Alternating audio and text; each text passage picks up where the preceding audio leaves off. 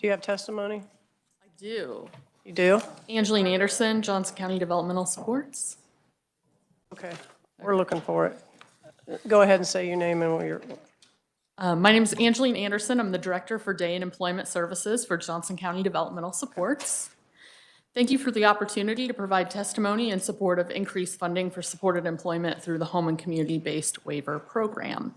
I've worked in the field of developmental disabilities for the last 17 years and have seen how employment opportunities can change a person's life by providing purpose, opportunities to accomplish goals, building meaningful relationships, and moving toward financial independence. Today, I want to tell you a story that is a success story about Shannon. After graduating from an 18 to 21 program in 2018, Shannon began JCDS Adult Project Search Program, where she learned valuable job skills. The following year, Shannon entered vocational rehabilitation services, and we were the contractor, JCDS. She was able to obtain employment at the IRS. People kind of think of that as where the story ends, that somebody is successfully employed and their VR case closes. But actually for Shannon, she then transitioned to supported employment with Johnson County Developmental Supports. Shannon was really happy with her new position, but even after the 90 days that is allowable under VR, she still required assistance staying on task and following appropriate workplace norms. Shannon has continued to improve her skills and overcome challenges in the last 3 years with the help of her supported employment job coach. In the years she's been at the IRS, her job coach has helped her navigate a government shutdown, a transition to remote work and back to the office, develop relationships with her new coworkers who didn't understand her communication style, and adapt to a new supervisor. She once again has an interim supervisor right now. With the proposed increase in funding, my hope is that more people will be able to experience the success and fulfillment that Shannon has.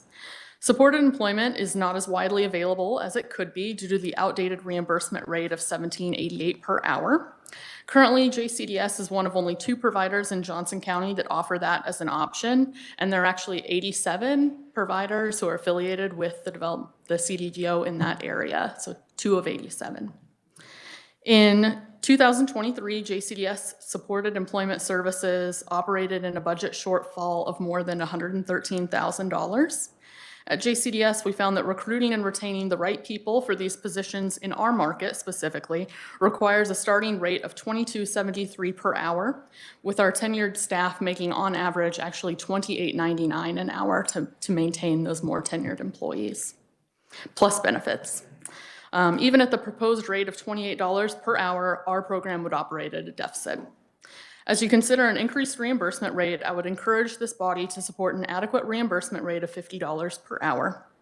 Funding supported employment is the first step in building provider capacity and moving towards supported employment being offered as the first option for all people. This philosophy of employment first became Kansas law 12 years ago. Thank you for your work in making that dream a reality in 2024. I'm happy to answer any questions. Any questions for Angela?